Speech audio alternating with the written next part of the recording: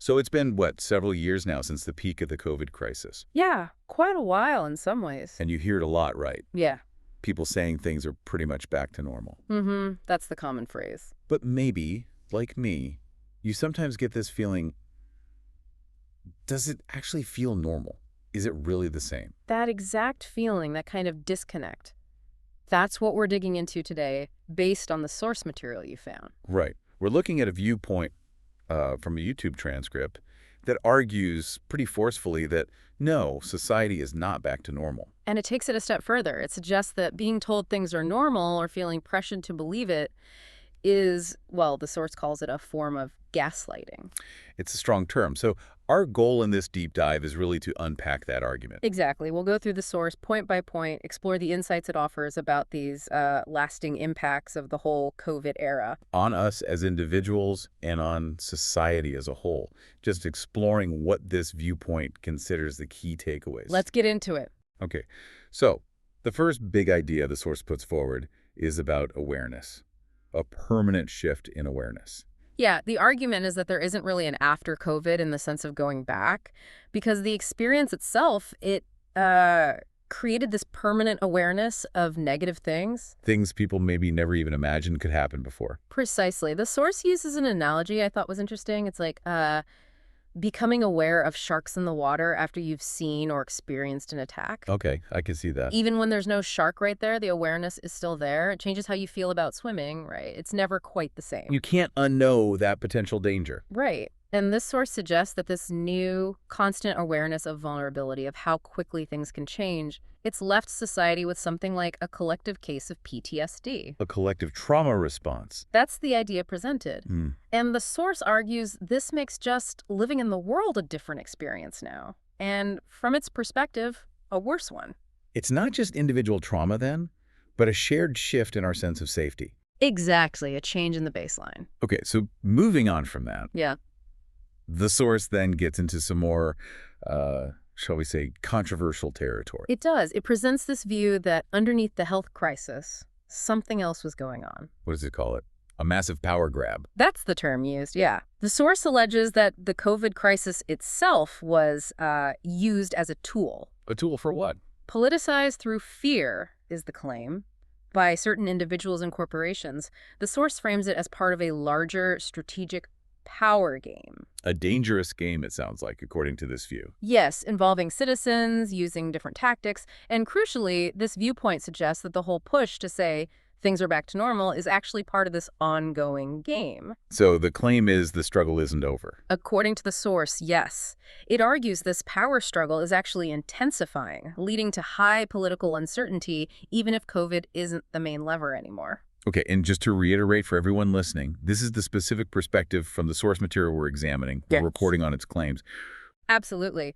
It's interpreting the pandemic not just as a health event, but as potentially masking or enabling these bigger shifts in power. Now, the next point might hit closer to home for a lot of people. It talks about experiencing government control. Right, and the source makes a point of saying, look, regardless of whether you agreed or disagreed with the specific rules or mandates, it gave many people a very direct, firsthand taste, as it puts it, of what government control can actually look and feel like in their daily lives. That feeling of decisions being made for you, that impact everything. Yeah, the feeling described is one of being, at the mercy of those decisions. And this viewpoint suggests it led people to question things. Like whether the control or freedom they thought they had was maybe just an illusion. That's the implication the source draws, that maybe personal agency wasn't as solid as people believed. And the result of that experience. Yeah. Well, the source points to a really significant divide, a deep loss of trust between many people and authorities, especially governments. And it calls this a source of ongoing distress. It really speaks to how personal encounters with authority, especially when you feel helpless, can change that fundamental relationship between citizen and state. Which leads directly into the next point, doesn't it? This idea of perceived powerlessness. Exactly. Building on that feeling of being subjected to external forces, the source argues COVID pushed many people into this state. And how does it define that state? It's described as feeling like you lack fundamental control over your life, especially when it comes to stopping bad things from happening, protecting yourself. And what are the consequences of feeling that way, according to the source? It details a couple of major ones. Fear, obviously, but also a kind of apathy. Apathy, like giving up. Sort of. A feeling, the source suggests, that maybe putting in huge effort to build things up. Maybe it's pointless if it can all be swept away so quickly without you being able to do anything about it. Wow, that's bleak. Where does the source say this feeling comes from? A few places. Being blindsided by the whole thing, for one. Feeling totally unable to control this microscopic virus. Right. And also the painful consequences that came directly from the control measures themselves, whether from government or businesses or even other people's reactions. It's framed as a really painful state to be in.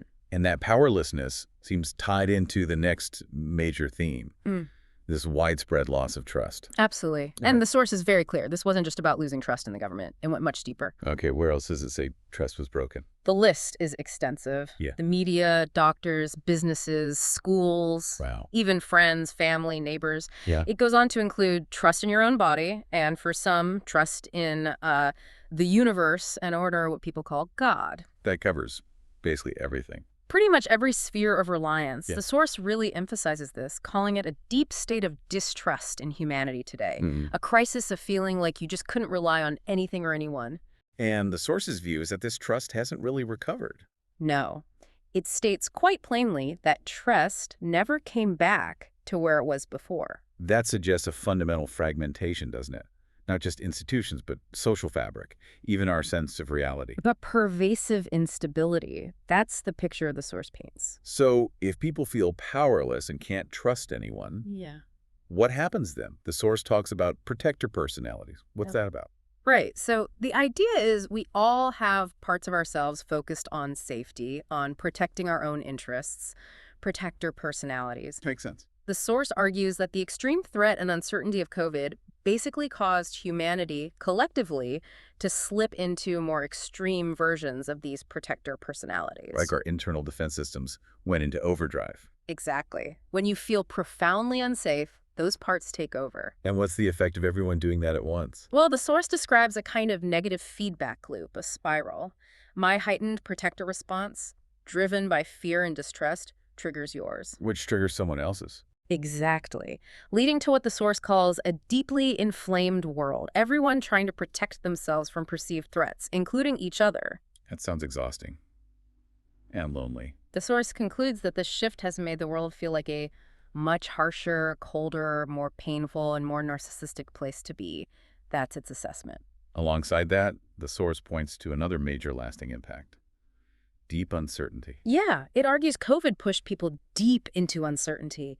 And it notes how painful uncertainty is for us, for our whole system. And the crisis itself was just filled with it, wasn't it? Constantly. The source lists so many examples. What's the right thing to do? Is this information right? How long will lockdowns last? Will my family be safe? What will happen? Will I see people again? Is my job safe? Will this ever end? Will things ever go back to normal? All those questions, day after day. And this prolonged experience, the source suggests, taught us a really harsh lesson. Which is? That you can always be blindsided by something bad. That feeling of control was fragile. And that lingers. According to the source, yes. It's left many feeling the future is just totally uncertain, making it incredibly hard to plan or feel secure. It talks about the angst of this uncertainty. A feeling that few people are genuinely confident the future will be good. And this leads people to cope in ways the source calls detrimental. It really highlights how disrupting our sense of stability can fundamentally change our relationship with time, with the future. Definitely. Okay, let's shift to something more concrete, though obviously related. The economy. Right. The source makes a clear point about major effects to the economy. It describes COVID hitting like a bomb. A bomb that was largely devastating to global economics. Yeah, it points to the obvious things, Yeah. recession, unemployment, inflation. But it also notes that for some people, Their financial lives were just wiped out. completely destroyed is the phrase used, especially for those in industries that were hit hardest. And recovery isn't easy. No. The source adds that achieving real economic recovery, let alone growth, is proving very difficult in this aftermath. It's a tangible consequence that definitely feeds into all the psychological and social impacts we've been discussing. Here's one I found particularly fascinating, psychologically speaking.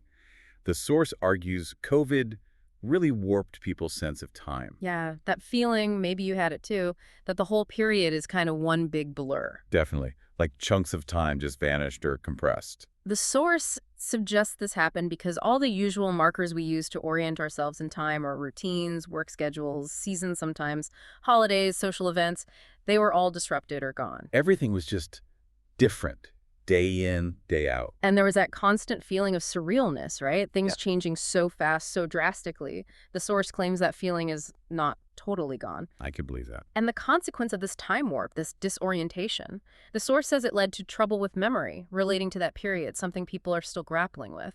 It shows how deep disruption can mess with even our basic perception of time passing. It's profound. Okay, maybe one of the most painful areas the source tackles is human connection. Ah, yes.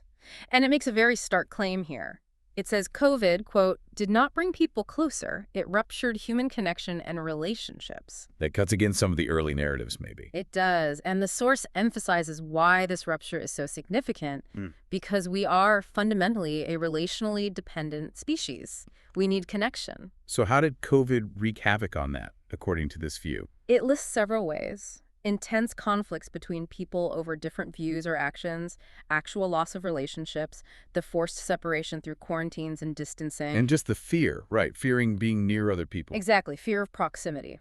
This led, the source says, to deep loneliness, feeling detached, disconnected, a general fear or suspicion of others, and a big drop in social support when people arguably needed it most. That's a heavy toll. And it goes further. The source argues it affected how people approach relationships now, negatively impacted kids' social development, and perhaps worryingly, That's sad. it normalized people to interacting via technology rather than in person. Made screen time the default, perhaps? So the takeaway on connection is pretty dire from this source. Very.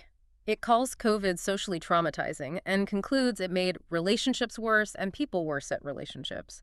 It frames healing this social trauma as a major task ahead. A deep injury to our collective ability to relate.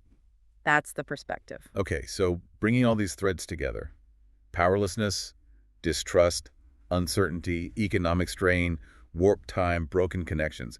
What's the overall result for our well-being? The source argues that combining all these factors, humanity is now in a far worse state of mental health overall. Is there evidence cited? It points to the widely reported increases in anxiety, depression, stress, PTSD rates, suicidality, just a general rise in emotional distress globally. And it doesn't stop there, right? Yeah. It also mentions inequality. Yes, the source asserts that COVID also worsened equality across many existing fault lines: gender, labor, healthcare access, economics, race. Which then feeds back into mental health struggles. Exactly. It argues this widening inequality further erodes people's sense of being okay mentally and emotionally. Again, this is the viewpoint presented in the source. And one last point the source includes in this wrap-up, Yeah. something about globalization. Right.